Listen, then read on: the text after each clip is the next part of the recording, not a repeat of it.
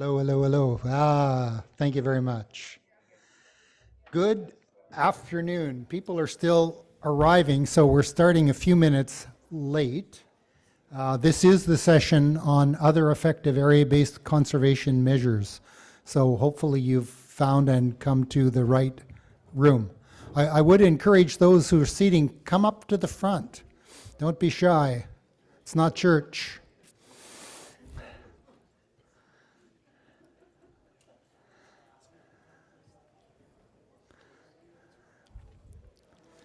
All right, I think we will probably get started. Welcome to the session on other effective area-based conservation measures. My name is Stephen Woodley, and I work for the IUCN, it's World Commission on Protected Areas, and I happen to co-chair the specialist group on OECMs and have been deeply involved in this issue, as are my friends and colleagues sitting next to me, who I'll introduce you to in a minute. I gave a talk on OECMs 5 years ago. It was before the decision was even made, or just before the decision was made by the COP on what OECMs were meant to be, and I titled it Curse or Boon to Conservation, and I still haven't made up my mind. It may be some of both. So we're going to explore the idea today. We're going to have time for questions. But before I start, how many people know OECMs well? The idea. Don't be shy. This isn't a test. You know them. Well, have you worked with OECMs? Do you know the standards and guidance? That's how many people are new to OECMs, and great. And wonderful that you're here. Okay. So we can do a bit of both.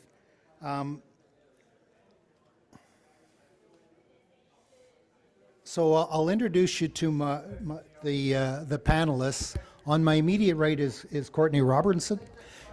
Courtney works for the Environment and Climate Change Canada organization, which is the federal environment group in Canada, and she's in charge of the OECM program. And she's spent a lot of time working on OECMs and helping identify them into Canada, and leads a team of people to do that. Clara Matalana is a Colombian. She's a consultant and has been very active in identifying OECMs in Colombia, and indeed leading an initiative in Latin America to identify OECMs. And James Fitzsimmons is from Australia, and he's been working hard on Australia. He works for the Nature Conservancy in Australia. So I'm going to be more than just a moderator. I'm actually going to give a presentation, and I'm going to start with the general presentation on OECMs. So some fundamentals. I've given webinars all around the world to countries on OECMs, and I get some pretty funny questions like, well, why did IUCN make those criteria? And IUCN didn't make any criteria. IUCN, the criteria were made by the parties to the Convention on Biological Diversity in Decision 14.8. And in that decision, they asked IUCN to provide additional clarification on what, and this is typical the way that these conventions operate. So we have developed some guidance documents, which I'll tell you about, but we didn't make up the criteria. The criteria were decided by the parties. The idea originated in 2010 when the ACHI targets were being made, late in the night, 3 o'clock in the morning, in fact. Someone said, oh, if we're going to do this high target, 17% at that time, we have to recognize areas that are also delivering important conservation outcomes. And the people were thinking of two things. They were thinking of Indigenous territories, and they were thinking of fisheries closures. So there were two separate groups pushing for this additionality. It took 8 years for the CBD to come up with a definition and criteria.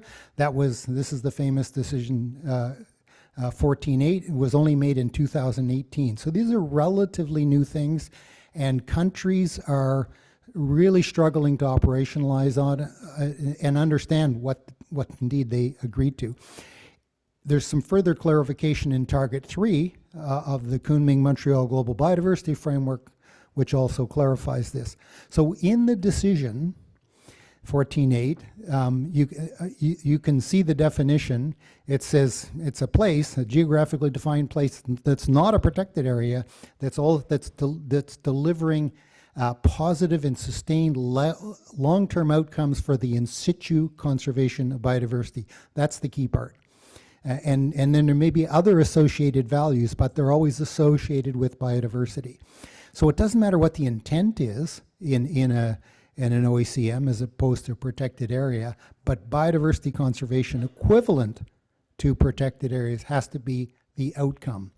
They're in the decision, they're meant to promote connectivity, so to build conservation networks. And they can also, like protected areas, they can be done by a range of governance types. Governance by government, by private, by Indigenous or local communities, or shared arrangement. So those are the elements of the decision. They must be long-term, they must be effective, they're supposed to be in places that are important for biodiversity, and whatever management mechanism, you'll hear these people talk about the mechanism, it has to be some kind of mechanism which is going to make sure these things actually continue to be delivered, and that's probably the hardest part. In Target 3, and I won't read Target 3, but I'm sure you all know it nearly by heart. I mean, I highlighted in yellow the kind of additional things that were added that has to apply to inland waters as well as coastal and marine areas and terrestrial. It has to take into account Indigenous and traditional territories and recognizing their rights, and they have to be effectively concerned. So these are the additional things that come out of Target 3. And here's the guidance that we produced as a result of this decision. The one on your left was the first thing we did, and we published it right after the decision. This was the technical guidance to IUCN, and this is what most people have used. We're in the process of upgrading that document into a full IUCN guidance document, and it's going to be launched at COP. So it's done, it's peer-reviewed, we had global consultations on it, and it'll be available to download right at COP. We also have done a site level tool, because these long guidance documents kind of make people's eyes cross sometimes. So the site level tool is a very short and succinct decision support tool to see whether a site meets the criteria or not. The nice thing about this is that it's available now in 9 languages. So it's available for download, and many people are using this site level tool. So we did an analysis of OECMs reported to date. We sucked out of the global database on OECMs 820 sites and did a full analysis on what they contributed to the global conservation agenda. And just as we were about to publish that paper, Finland loaded 5,000 new sites into it. So they're not part of this analysis, but with Finland, we now have 6,253 OECMs reported. On our analysis of the 820, only a quarter of them are in marine. Small number of countries yet, very small number of countries. Most of them, greater than half, are actually governance by governments, which was surprised because we thought we would get more private and more Indigenous and local community governance types, but not yet. I guess is the answer. We looked at their overlap with key biodiversity areas as a metric of how well they were focused on areas of importance for biodiversity. 30% of them overlap with identified key biodiversity areas. I'm not sure how good that is, but that paper is just out recently in Frontiers of Conservation Science.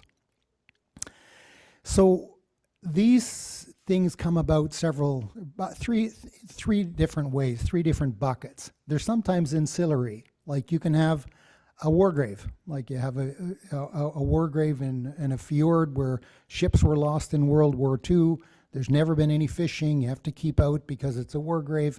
Biodiversity has flourished. It's an ancillary conservation mechanism to get to. It's well managed, etc.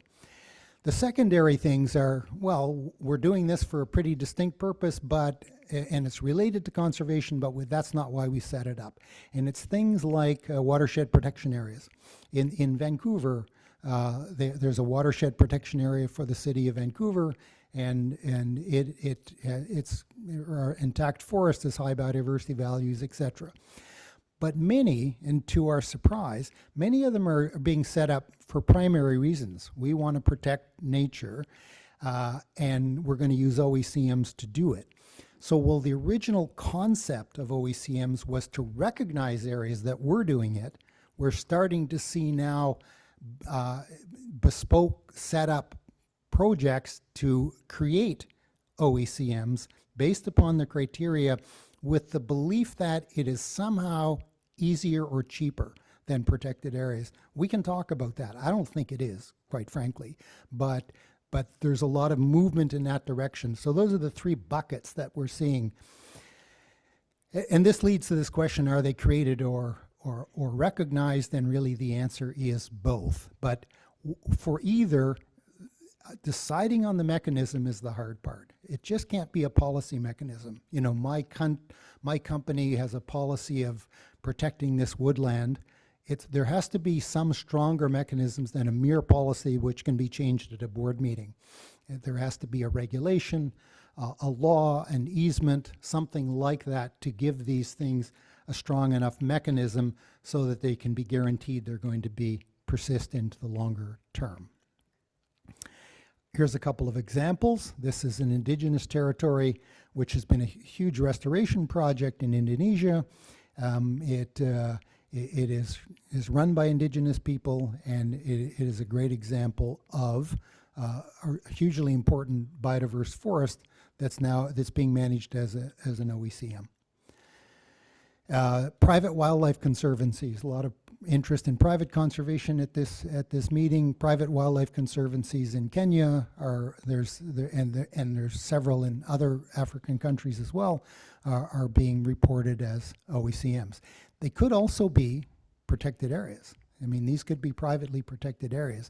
So there's a bit of either or situation when you get into intentional conservation run by one of the governance types about whether they could be OECMs or protected areas. I guess from a conservation perspective, it doesn't matter because they're meant to deliver equivalent outcomes anyway. What they're not is multiple use, sustainable use areas. And we're seeing a huge effort to try and cram things into Target 3, which should be reported under Target 10 or some of the other targets. There's all kinds of regional projects going on around the world. You'll hear some of them. This is an example from Southern and Eastern Africa, led by IUCN. They actually did a bespoke guidance document for that region based upon the broader IUCN documents. And we're starting to see, virtually every country in the world being active in this space, and how it's going to all pan out and what contribution it'll make to 30 by 30 remains to be seen. This is the OECM identification tool. I'll go through it just very briefly. 3 steps. The first is the screening, whether or not it's a protected area or not, whether it likely has biodiversity values. Step 2 is to look at consent, including free, prior, and informed consent where that applies, owner consent, and then the full assessment. Is it geographically defined? Does it have important biodiversity values? Is the institution or mechanism suitable? Is it expected to be long-term? And can it address equity considerations? So that's basically in a nutshell, the identification tool. It's a lot longer than that, but that's it. So I'm going to stop there and turn it over to my colleague Courtney, who's going to talk about the Canadian approach to terrestrial OECMs. Courtney.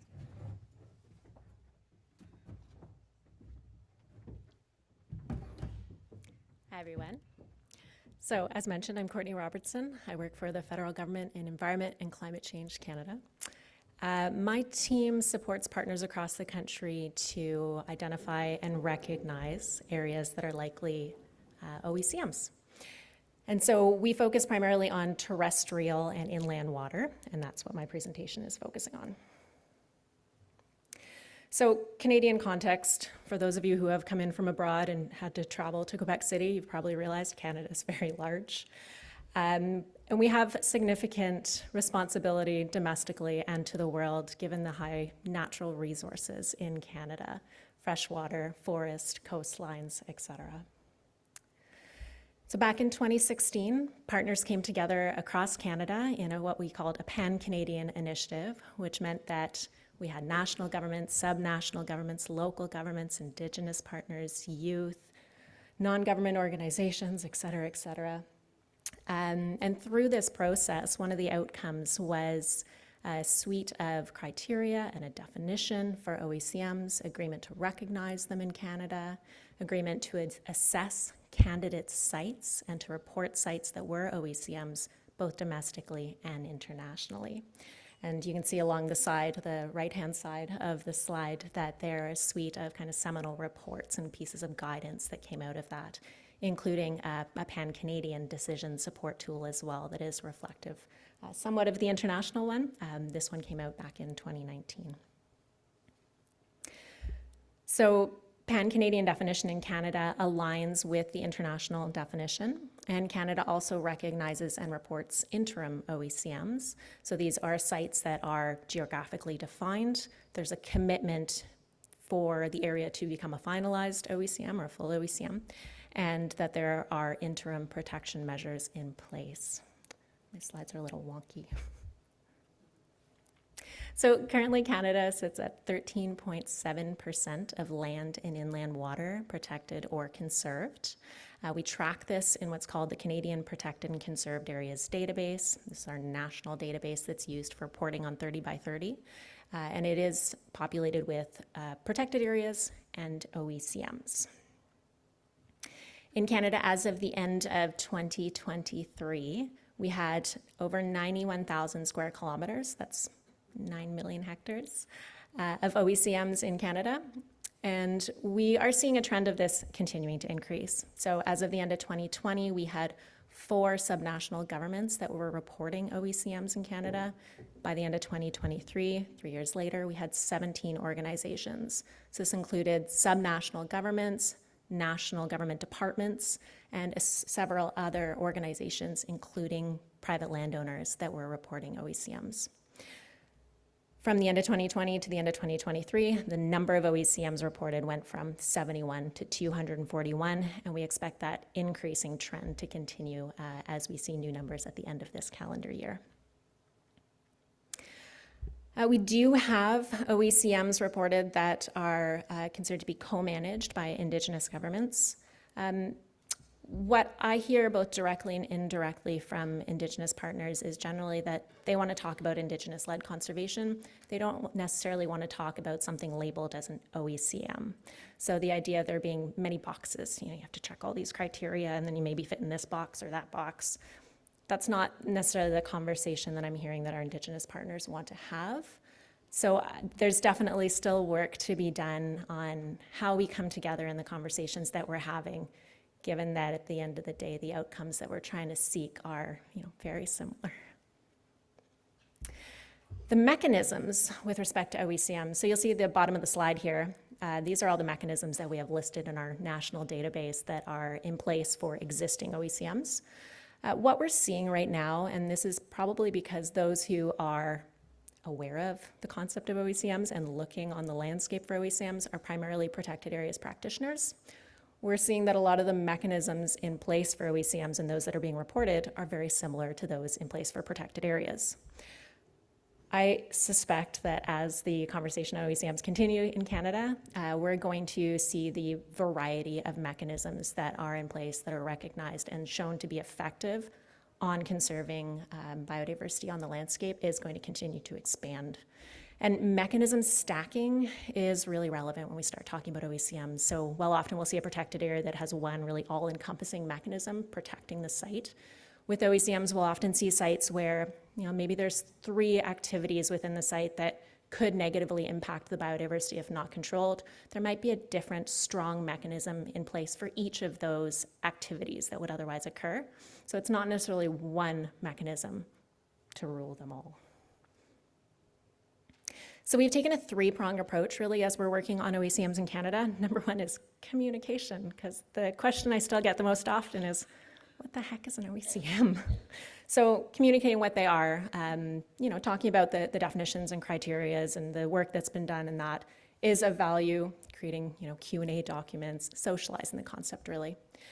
I think where we really are right now in Canada is working on the short-term gain side. So this is where we take all that theoretical definitions, et cetera, and showcase what it actually looks like on the ground. Partners hear you when you're talking about the criteria and the definitions, but they don't really get what you're saying until you showcase what the tool looks like and the variety of ways that the tool can actually look when on the ground. So we are identifying areas that exist currently, and we know there's quite a few, and I'm sure there's many that we haven't even thought of or identified yet, on the landscape right now in an attempt to better communicate what OECMs are. And this is with the eventual goal of leading to longer-term, bigger gains, where we can start to look at types of areas, types of mechanisms, and see where there may be gaps for areas to become OECMs. And that, of course, is where we get that broader benefit for biodiversity. So we are launching, or we did just launch, a new website in Canada that is a pan-Canadian website. It's not a federal website, that will be showcasing more and more examples of OECMs. So we have some basic materials on there right now about what OECMs are. We have beginning of a suite of examples on the site showcasing some of the stories of OECMs that exist in Canada and have been identified to date.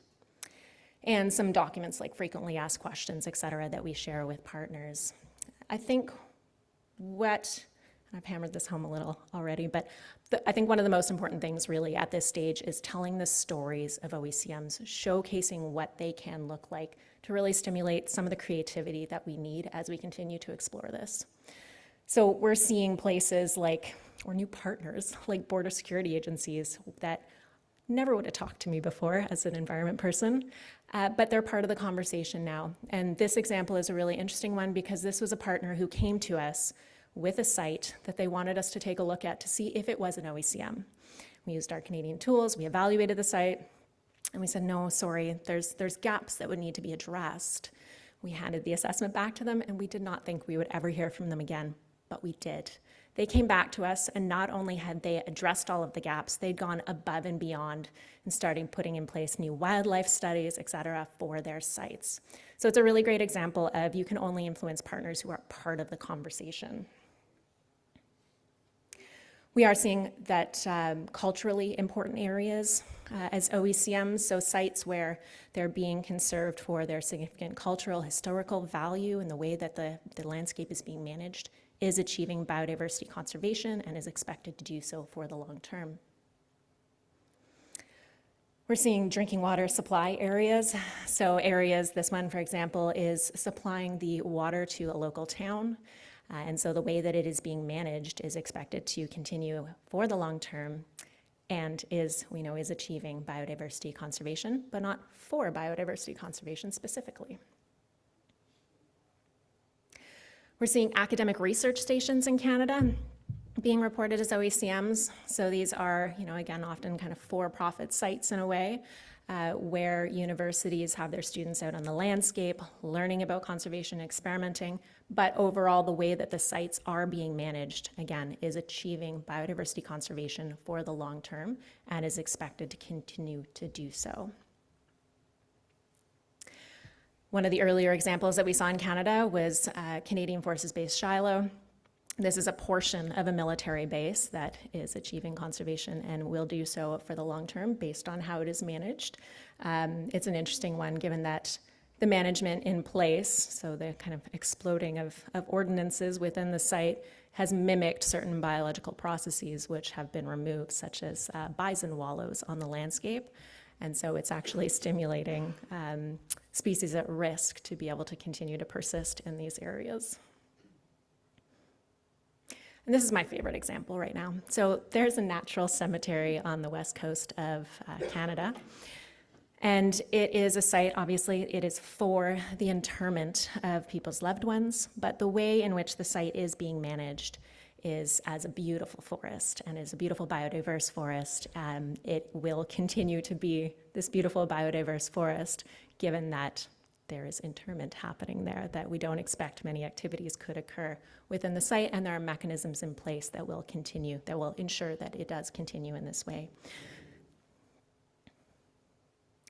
So some of the lessons that we're seeing in Canada, incentives is a big kind of question mark right now with respect to OECMs as we're having conversations, and given that right now we're in the kind of period of conversation where we're looking at areas that exist, we want to showcase, we want to highlight, we want them to be reported towards 30 by 30 so that others are aware of them and can emulate the great work that's being done. But because they already exist on the landscape, we very much get the conversation or the question, of what's in it for me? Why would I report this? I'm already doing it.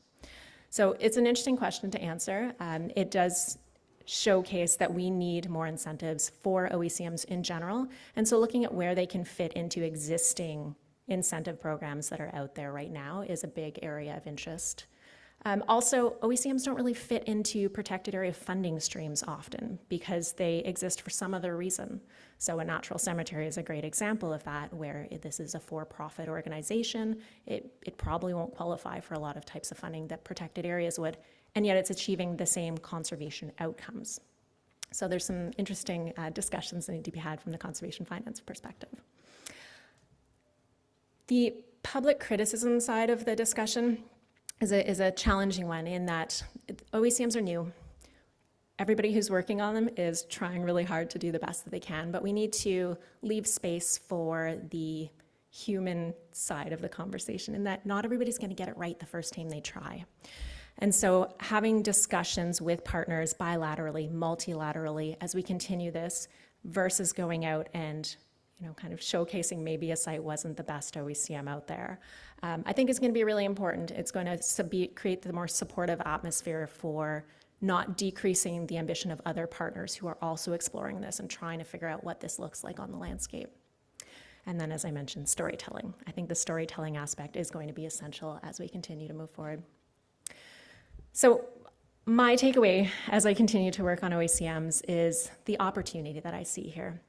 So I really feel that OECMs create this really interesting opportunity to rethink whether we can meet our human needs on the landscape in different ways, and how we manage ourselves in the landscape in different ways. And the cemetery is such a prime example of that, of when everybody in this room probably thinks of a cemetery, probably mostly think of headstones and mowed lawns, but why? Why does it have to be managed in that way? Is there a reason, or can it be a big, beautiful biodiverse forest? So that's my takeaway that I would love to leave with everybody today, is how do we look at the landscape, manage ourselves on it in a different way, and achieve the same outcomes. Thanks, Stephen.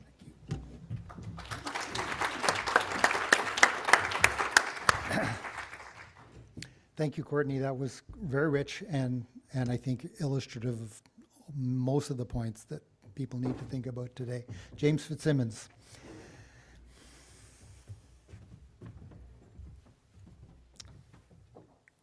Thanks, Stephen. Hi, everyone. So before I talk about OECMs in Australia, I'm going to talk about protected areas first, because this is an important scene setter for why OECMs are important or where they might go. So this was the Australian Protected Area Estate back in the mid-1990s, around the time Australians signed up to the Convention on Biological Diversity. It was basically a combination of states with public national parks and nature reserves developed independently.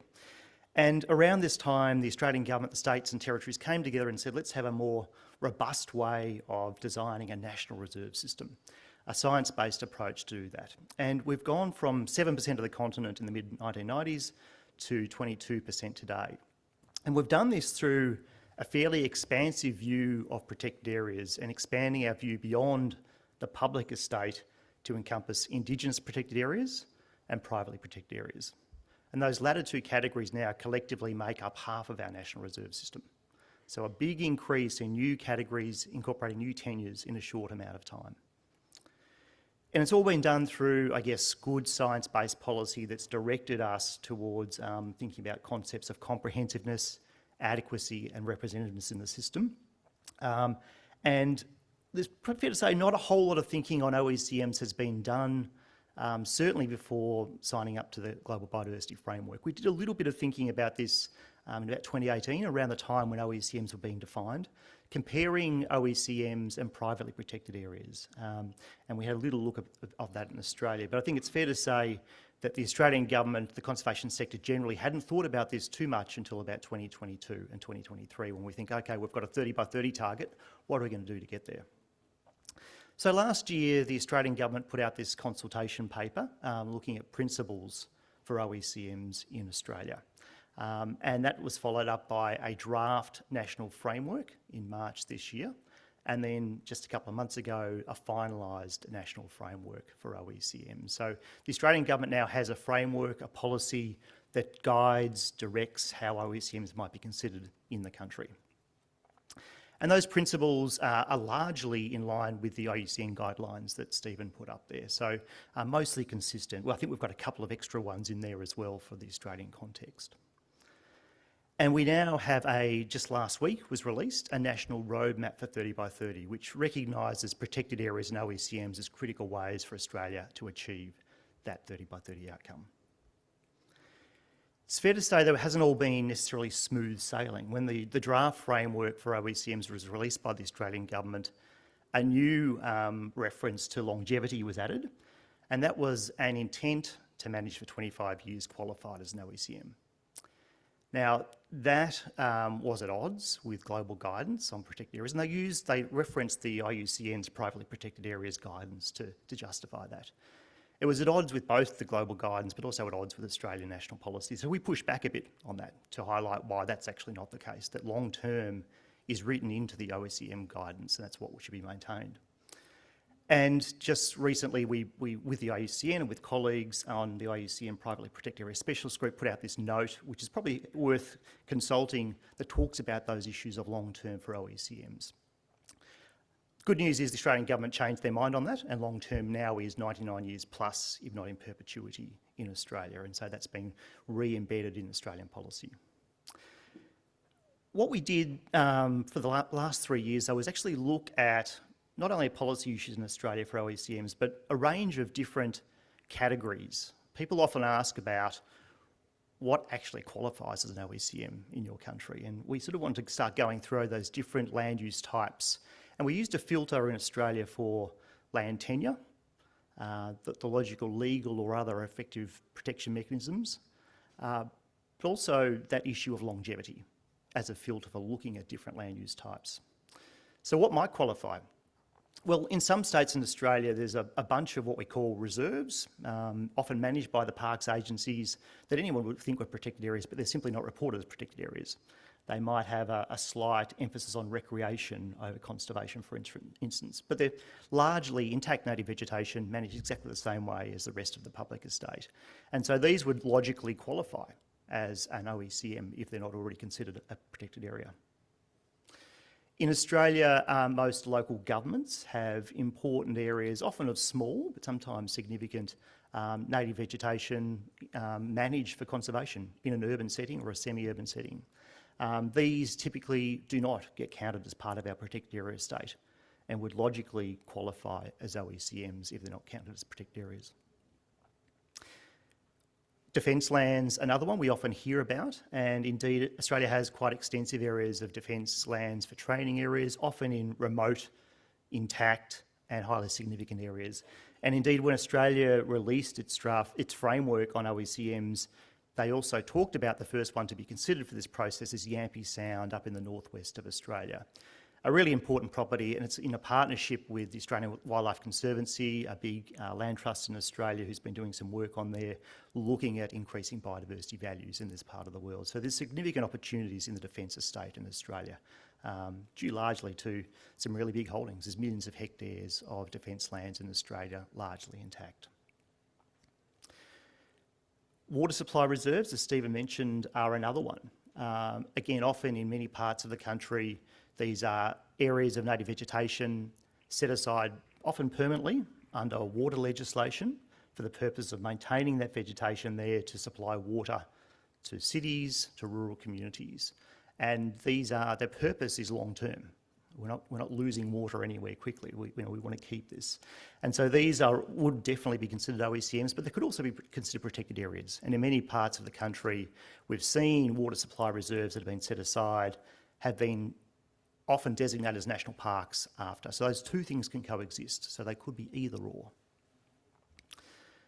Biodiversity offsets. Now, biodiversity offsets are controversial in many parts of the world and certainly in Australia, but the origin of them does not preclude the end result of an offset being managed and set aside for a long-term outcome. So if it's a 100-year outcome protecting that land for that amount of time, they could easily be considered an OECM because you have a legal backing behind it and the management arrangements are there in place. Outside of the compensatory offsets schemes, Australia is developing a new nature repair market. So for voluntary biodiversity credits, again, long-term agreements, 99+ year agreements will be in place for conservation of existing areas, but also for restoration. These could logically also be considered OECMs. Australia has a pretty active carbon market, and again, setting aside large areas of vegetation for either avoided deforestation, for human-induced regeneration, are basically managed as private reserves, more or less, and again could be considered OECMs because of the longevity. They're there in the landscape for 100+ years. It's not all clear-cut, so we've got a lot of Indigenous land in Australia outside of the Indigenous protected area state that is managed in many much the same way as Indigenous protected areas, often with a healthy country plan that goes on top, managing for healthy country. They could be OECMs, but it really would come back to working out the longevity, the intent for the communities, and indeed whether that's what the communities want. And so coming back to consent is really, really important in Australia, not just for private landowners, but for Indigenous landowners as well. But not all area-based conservation counts. So we have a very popular program in Australia called Land for Wildlife. Thousands of people have signed up to this, voluntary protection of their native vegetation on private land. Very popular, but there is no legal obligations to manage that in the long term. Those arrangements could change overnight. So we emphasise that while all area-based conservation is good, and we should be encouraging more of it, not all of it counts towards an OECM or to target 3. Some of the policy issues that arose in the thinking we did in that paper was, are we looking at a specific program for OECMs? We run plenty of different private land conservation programs in Australia, but are we really thinking about a specific program for OECMs? Or is it more about simply recognising those programs that might qualify? And that's actually quite a deliberate decision we should be thinking about. OECMs are a sort of an awkward branding mechanism.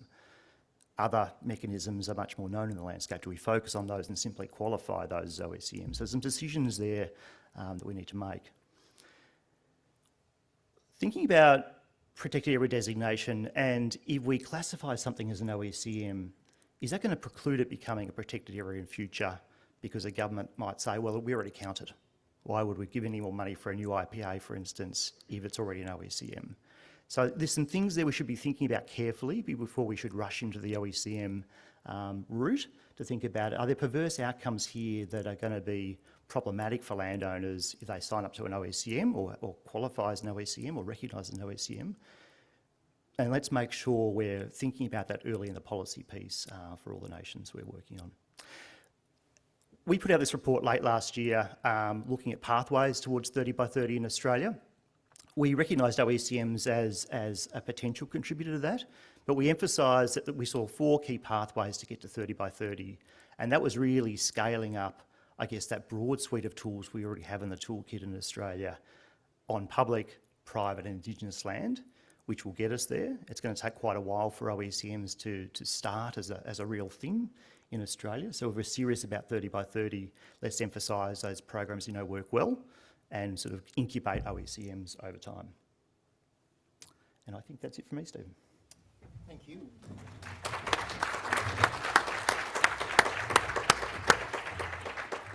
A lot of commonality between Canada and Australia. Thank you very much, James. That was great.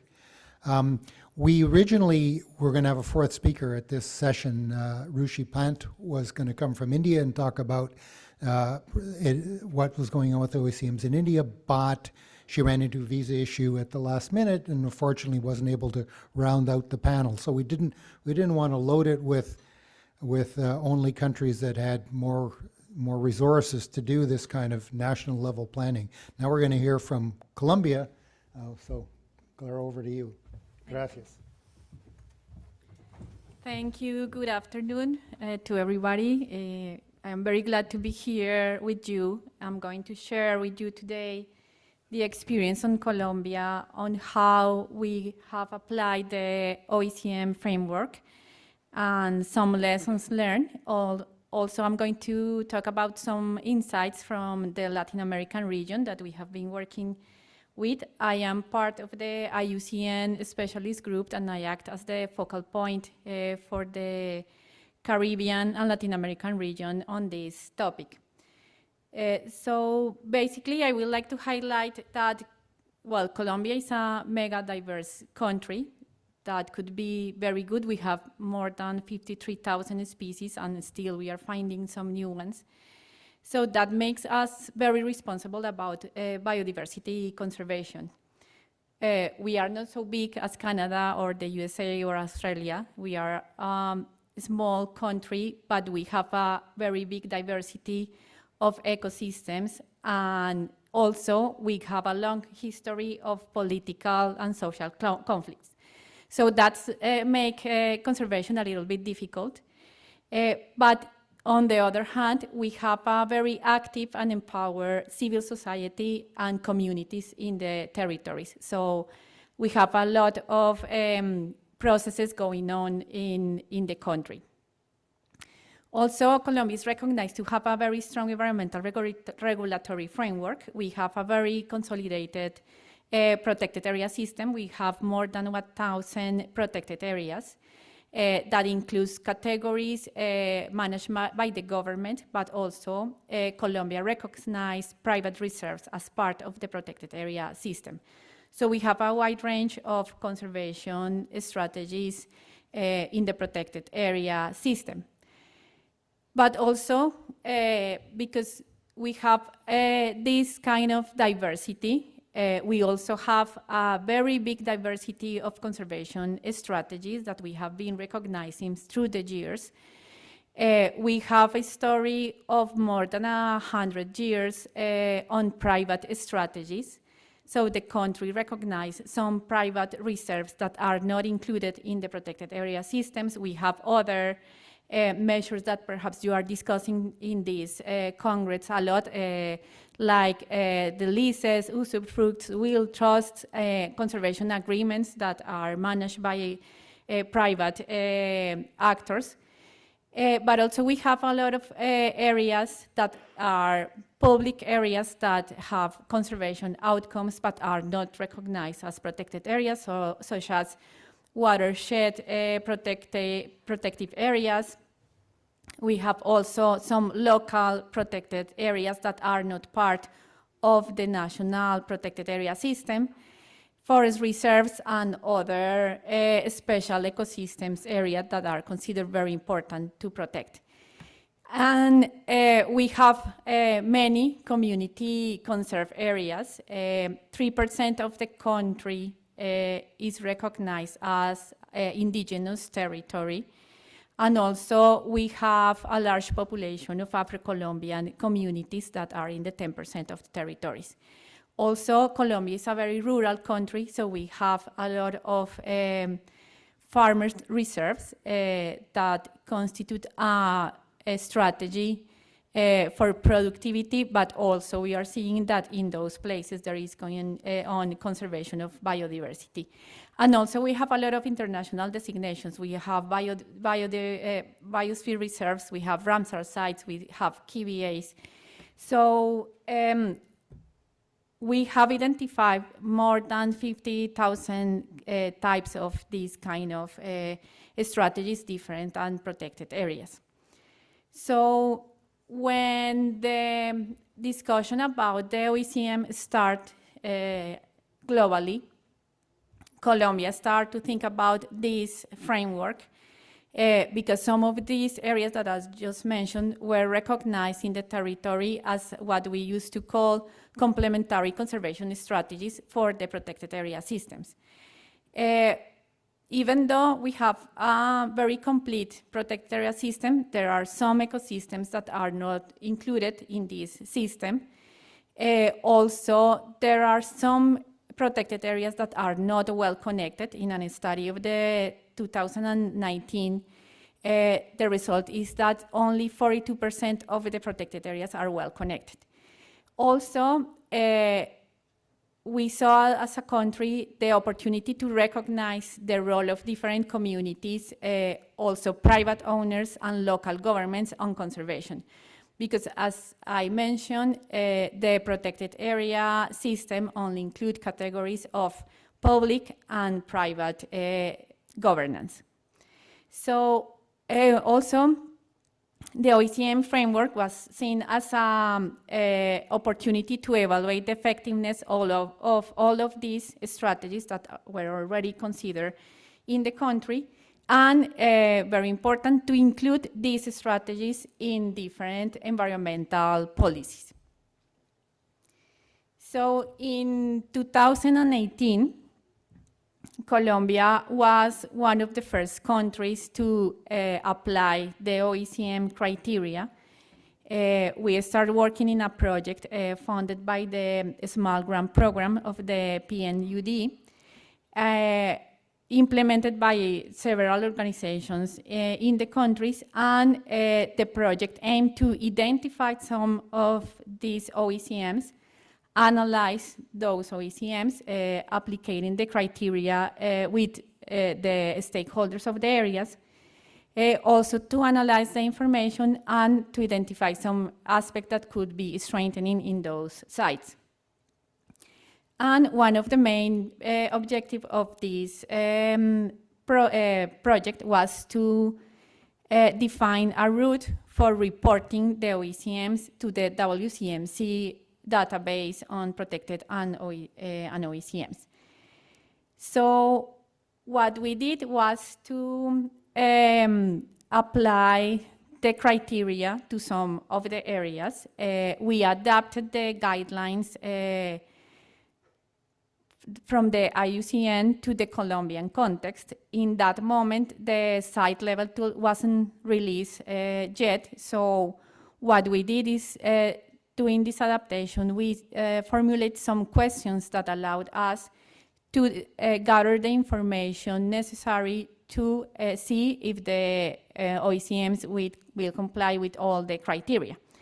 So we applied this tool to 29 sites around Colombia. We selected those sites from the big list that I showed you, focusing in different types of objectives and governance structures. And with applying that tool, we could understand how to build a methodology for identifying those areas in Colombia. As I mentioned, for us, it was very important to set a route for reporting that information to the WCMC database. For reporting an OECM, any stakeholder can do it directly to WCMC, that is the organization that manages that database.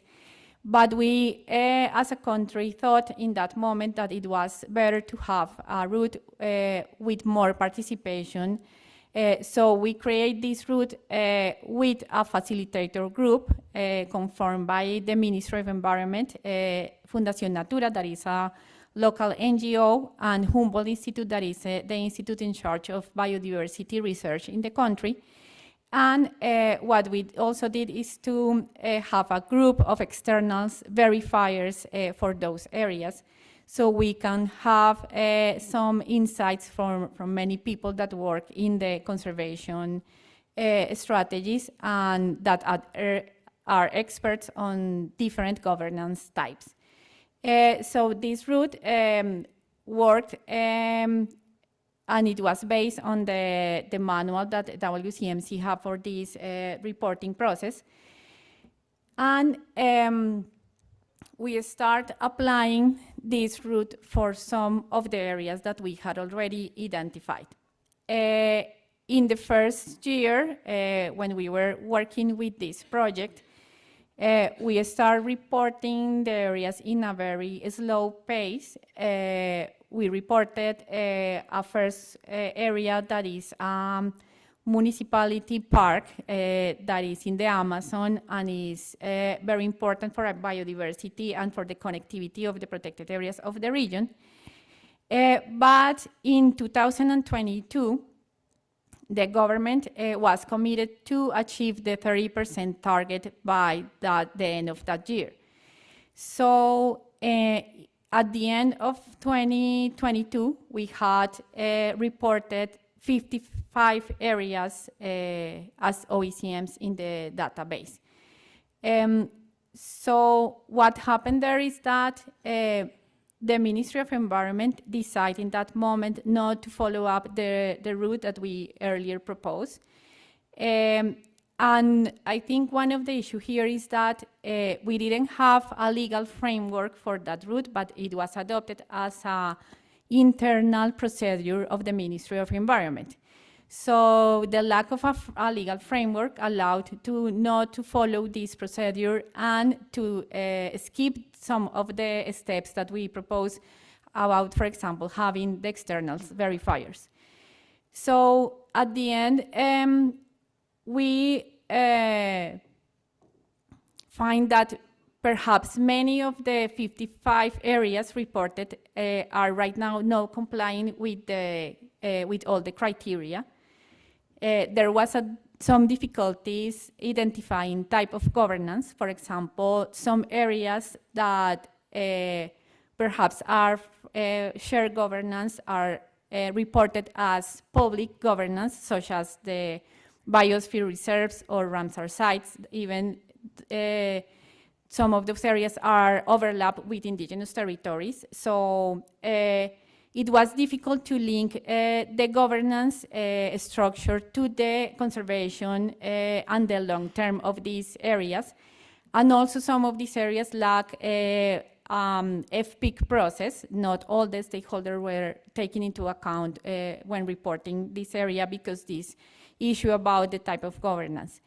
And for many of those areas, we don't have really biodiversity information for a long term or a monitoring of those biodiversity values. For some of the areas, we only have like the picture of the moment on where they were reported. So we really don't know if there is a real link between the governance structure and the conservation outcomes on those areas. So I want to highlight this because we have been learning a lot of lessons from Colombia.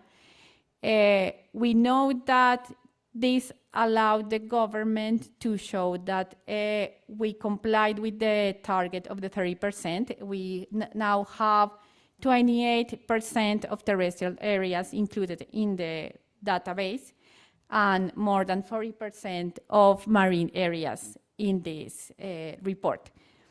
So after some changes in the government, with a new government focus, we decide to strengthen the process and review the lessons learned from all this route. So the Ministry of Environment called many organizations of the country that work with this issue to establish a OECM working group to understand what had happened and how can be improved. So this group is now working on the development of a work plan to evaluate the reported OECMs. Perhaps some of the areas are going to be downloaded from the report, and some of those areas also should need some strengthening. We are talking also about incentives. I think it's a common issue between all the countries because many people is asking what is the benefit of reporting the OECM, or why is good for me to be in that database.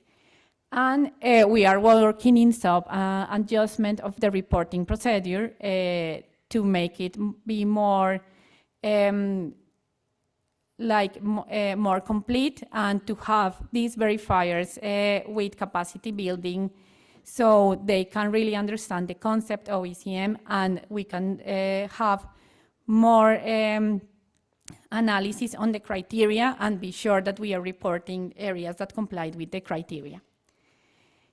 So right now, we are in a discussion in Colombia about how we are getting to target 3.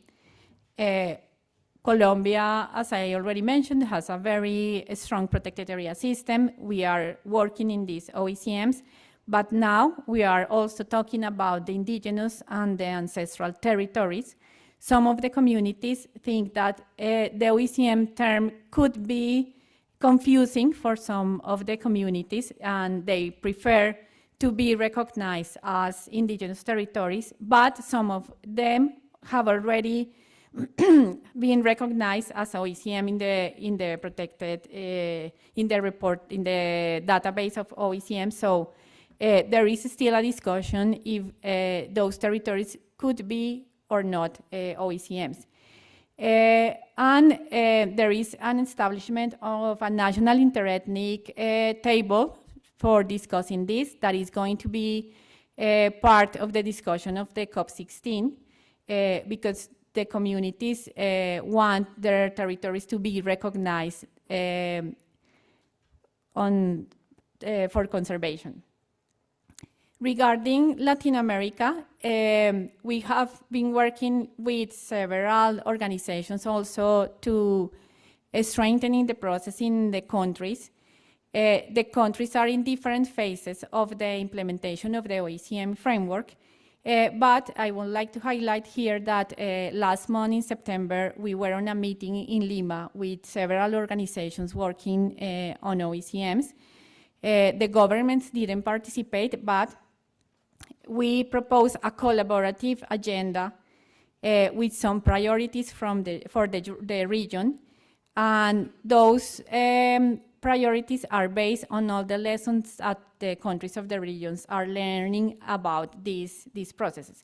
So basically, we set some actions about enabling conditions, regulatory frameworks, marine and freshwater OECMs, incentives and non-financial benefits, disclosures and communication, free, prior and informed consent, and monitoring the effectiveness of conservation, also how to strengthen the governance of these areas, and long-term financing, that is a very important issue. This agenda is going to be presented also at COP16, and we hope to keep working in a network in Latin America and the Caribbean to strengthen these areas. Thank you.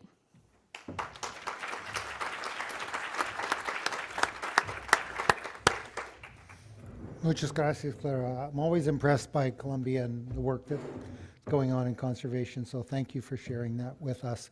We have an opportunity for a discussion now. We have some time.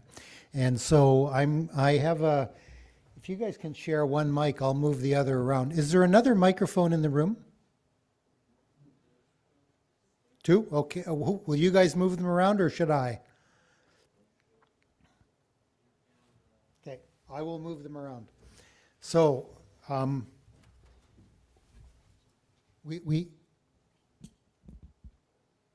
have to use the microphones because we have people online.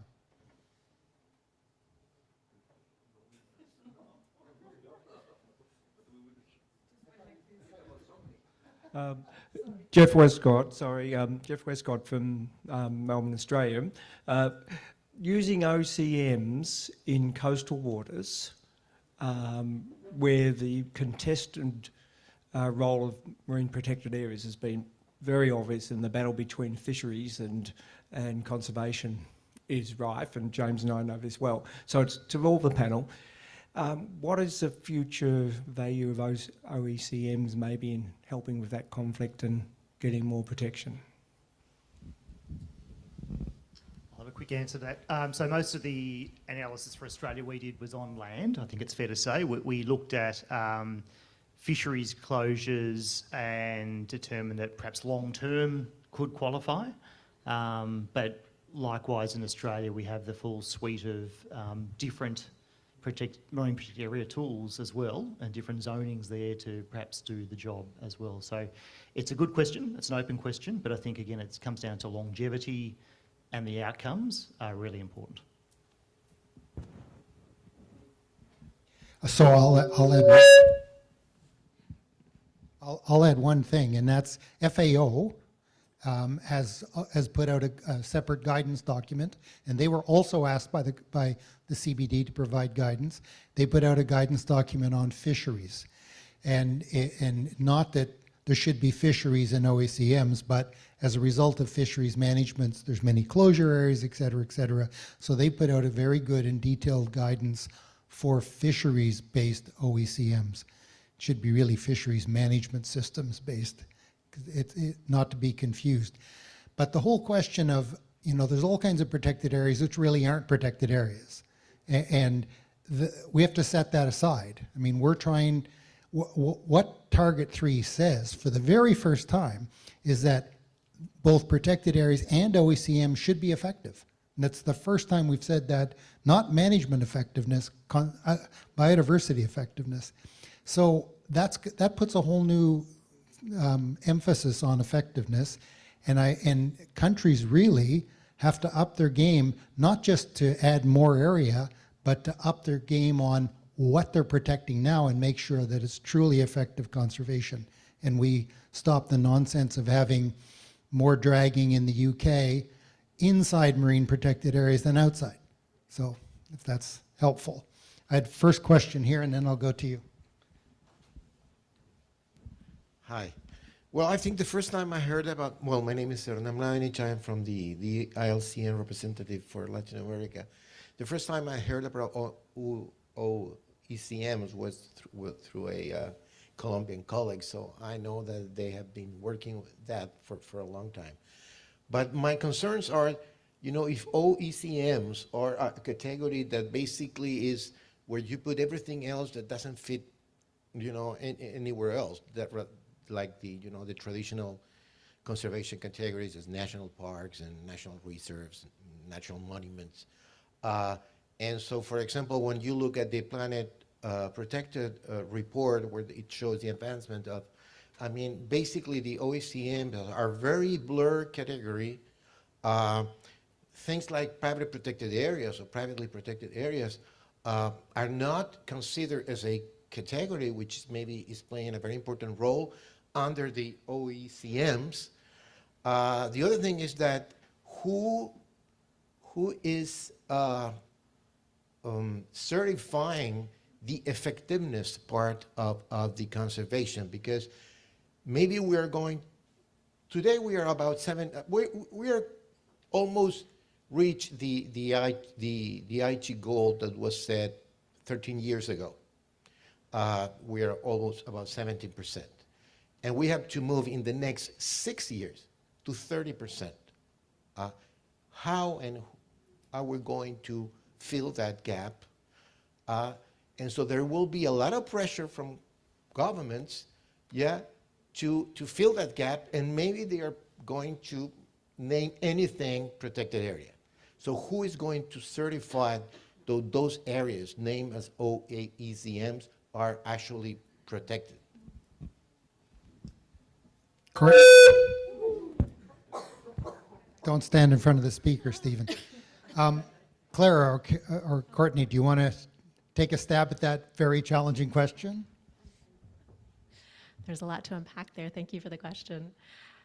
So I think when conversations first started about protected areas, or at least when I first became aware of them, there was a misconception that OECMs were like a protected areas light.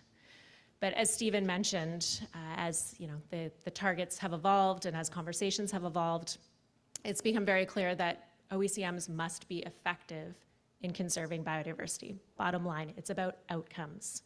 So they're not a protected areas light, they must be effective. And I think where they have a great value is that not all partners have the same relationships with protected areas. So this creates a new way to look at conservation on the landscape. It creates ways to showcase different partnerships and different ways of managing ourselves on the landscape that is not necessarily something that qualify as protected areas. I hear the concern a lot about particularly governments, our government's going to start to put more emphasis on OECMs and kind of forget about working on protected areas. I have yet to see that. I have seen this as partners looking at new tools, new landscapes, new opportunities while still working on what they're used to working on, which was protected and is protected areas. The checks and balances part of the conversation is very active in Canada in terms of we have a database of areas, as Stephen mentioned. Some areas may historically reported as protected areas may or may not be fully effective at conserving biodiversity. So the checks and balances are needed on both sides for protected areas, for OECMs. So there has been a commitment in Canada to put an audit system in place to look at the sites that are in our national database to verify that they meet our pan-Canadian standards and criteria. What exactly that system will look like is in discussion right now, but there are a suite of pieces to that kind of broader picture of checks and balances with respect to what is being reported that is underway. Thank you very much, Renat, for your question. I think the points that you mentioned are some of the points that we have been discussing a lot in many spaces. Actually, in the Lima workshop that we have last month, we were talking about this issue about effectiveness of these areas, because we cannot measure effectiveness in OECMs the same as is measured on protected areas. We will have less resources, perhaps, and we have different stakeholders, so we need to find out different methodologies to measure that. And I think we don't have the answer yet, but we have to work on tools that many people in the field can apply to identify if the area is resulting in the effective conservation of biodiversity. In Colombia, for example, what we have been finding is that most of the areas have been in the territories for a long term. We are, in our case, we are not creating new areas, but we are recognizing areas that have already existed for a long time. And even though I said that there is not enough information, we can know that some of those areas are having good results in terms of biodiversity conservation. But I agree with your question that we need to have better tools to measure that. Regarding which areas could be included as OECMs, we also have been having this discussion in Colombia regarding private reserves, because as I mentioned, private reserves are part of the protected area system that are recognized. If an owner of an area wants to be recognized, he have to apply with the Ministry of Environment, with the National Parks Office, is the one that reviews the information. Some of the private reserves are now being reported as OECMs, and not is because it's easier, but because some of the owners doesn't want to be like part of the protected area systems, but want to be part of another kind of system, and not having to give some reports to the national government regarding what they are doing on these private reserves. But I think it's also an important discussion. For example, also in Colombia, the new protected areas that have been declared in the recent years are declining. Most of the environmental authorities think that it's more important right now to focus on the areas that we already have, and we have to focus on management. So the OECM recognition is a way to include other areas and promote other actors in the conservation strategies. Thank you both. James, I think we should move on to other subjects because there's other people who want to. That's okay. Thank you, and congratulations on your presentations. In the workshop that you mentioned, Clara, I was surprised to listen people representing indigenous communities that they oppose to be considered as OECMs. And I'm not sure if this is happening in Australia or here in Canada, but I would like to hear what you three think of this resistance and if you think that is justified. Thank you.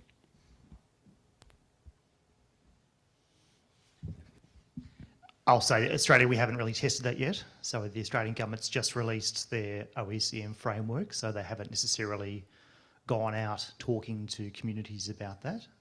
So I think it's yet to be tested as to what the response is.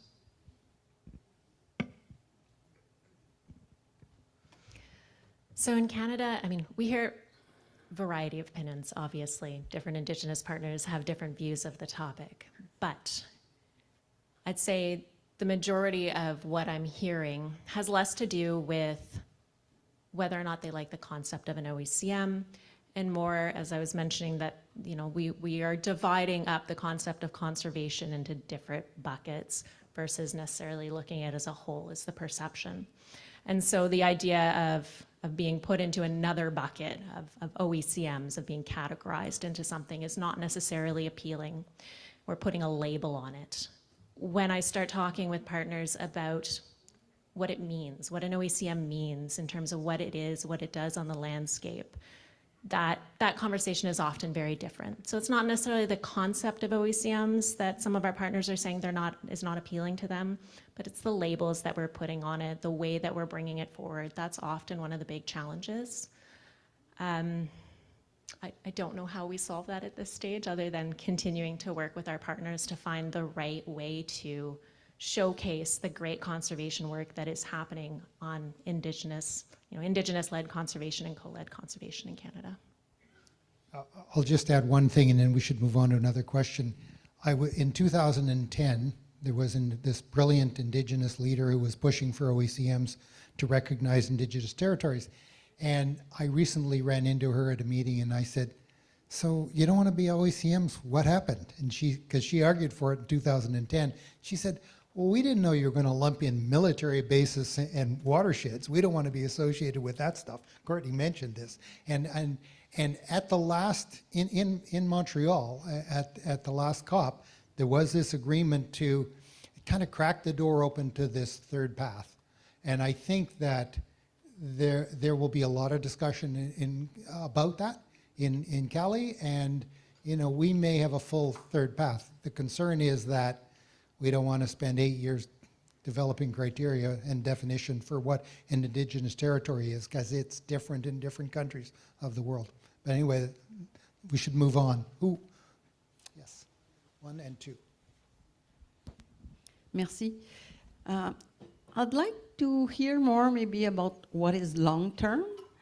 How long is long-term? James, you talked about this, but I would like to know also from Canada and Colombia, well, how long is long-term? Wow, how long do we have?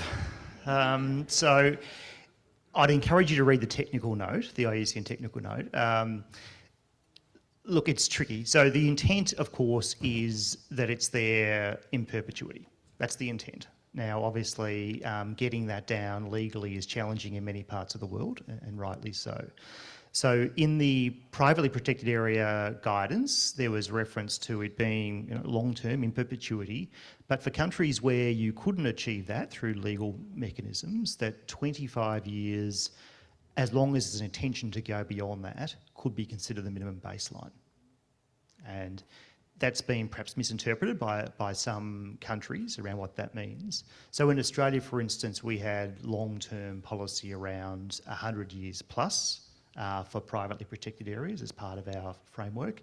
And we argued in that discussion around the OECMs to say, well, that should be the minimum. That should be what we should be aiming for. We shouldn't be having a lower designation for OECMs. And the government's accepted that. So it's 100 years plus.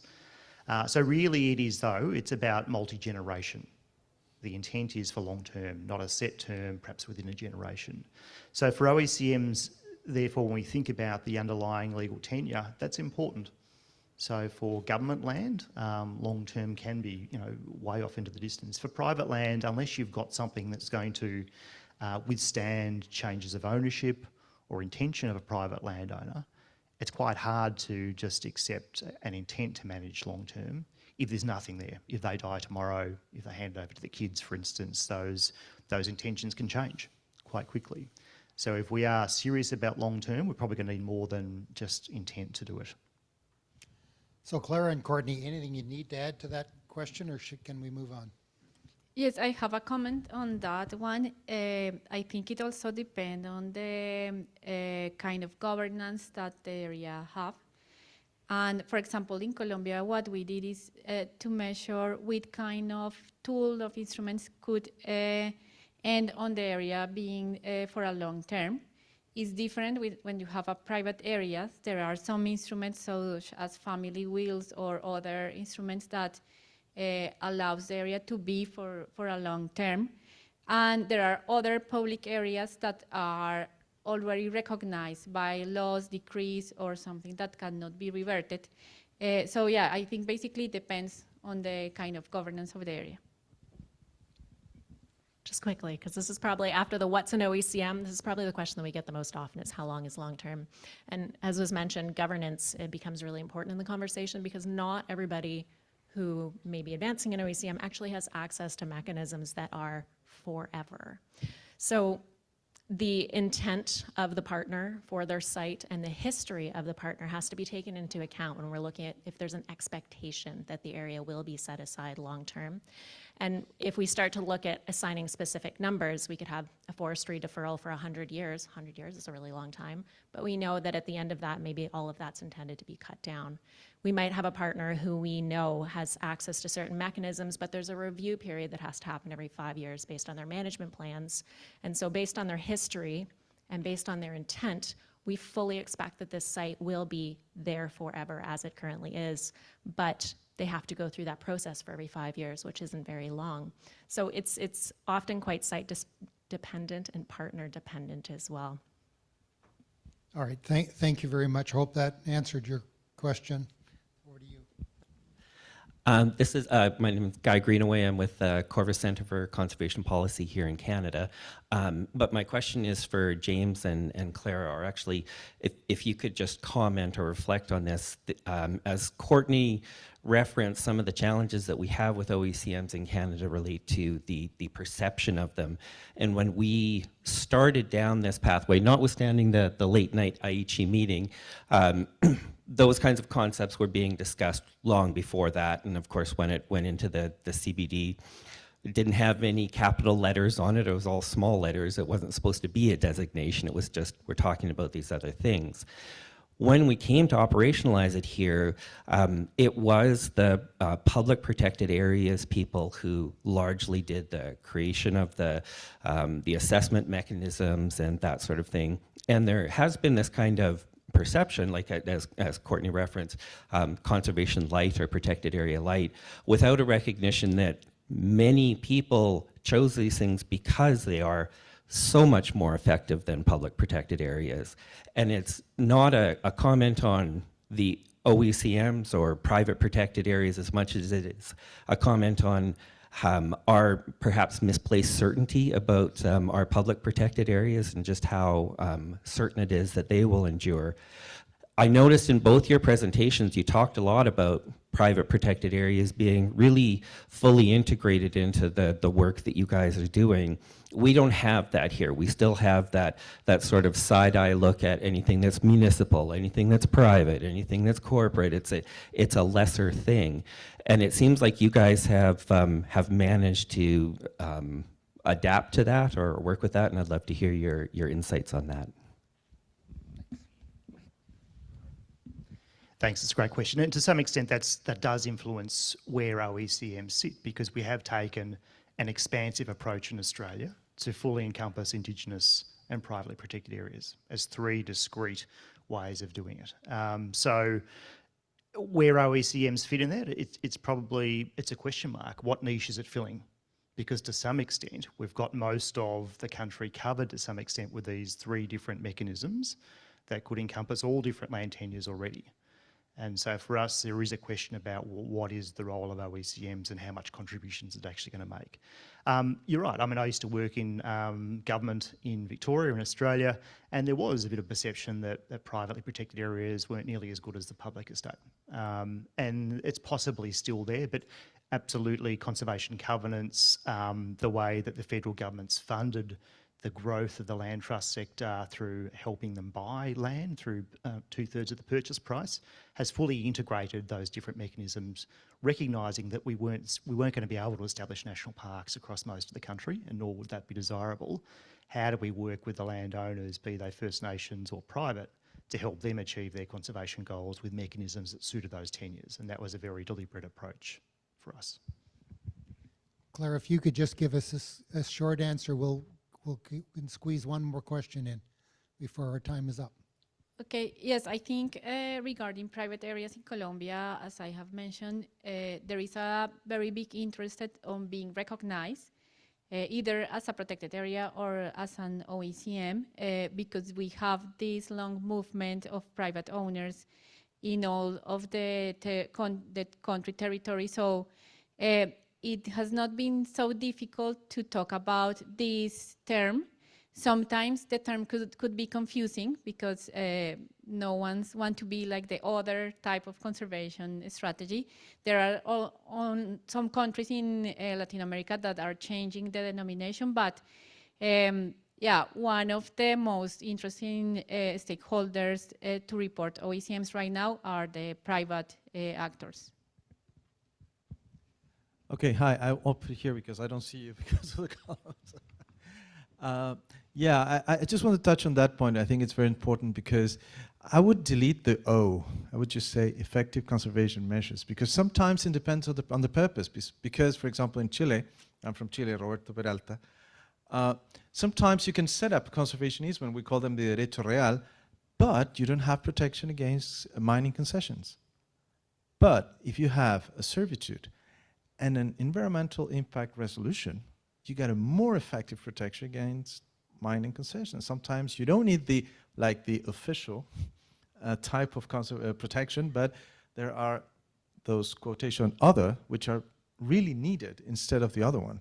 So probably I think that may help, because we may probably consider that there are different types of effective conservation measures, including the official ones, which may be considered depending on the purpose of the conservation.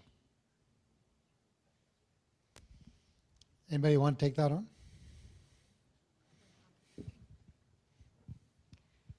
Just a comment on that I think for any country who hasn't gone too far down the OECM road yet, my piece of advice would be to rename it domestically to something that resonates within your country. It has not been the most fun terminology to socialize in Canada. Looking back, I think we would have probably played with the name a little bit more and had something a little more colloquial to work with partners. Often in literature and even in reports, you see the term PCAs, protected and conserved areas, used, and conserved areas being the shorthand for OECMs. And I suspect things will evolve in that direction. I hope they do, because I agree it's a particularly awkward terminology that kind of people trip over. Listen, I think we have to stop, unfortunately, because this is a really rich conversation. Thank you to the three of you very much. Great presentations.